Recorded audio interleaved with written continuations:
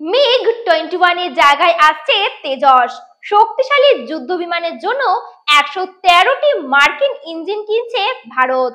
দেশীয় প্রযুক্তিতে তৈরি তেজস যুদ্ধ বিমানকে আরো শক্তিশালী করতে বড় পদক্ষেপ নিয়েছে হিন্দুস্তান অ্যাটমিক লিমিটেড।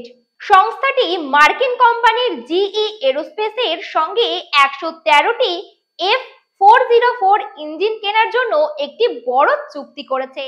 এই ইঞ্জিনগুলো 2027 থেকে 2032 সালের মধ্যে ভারতের হাতে আসবে বলে জানা গেছে। সম্প্রতি অবসর নিয়েছে ভারতের পুরনো মিগ 21 যুদ্ধ বিমান। তার শূন্যস্থান পূরণ করতেই আসছে আধুনিক তেজস। তেজস তৈরির সবচেয়ে বড় বাধা ছিল উপযুক্ত ইঞ্জিনের অভাব। এবার সেই সমস্যা মিটল।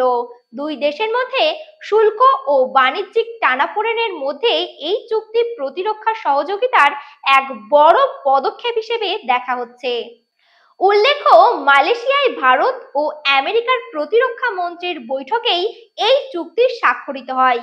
এর মাধ্যমে আগামী দশকে দুই দেশের প্রতিরক্ষা সম্পর্ক আরো মজবুত হবে বলে মনে করছেন বিশেষজ্ঞরা। দেখছিলেন দেশ বিদেশ। নমস্কার।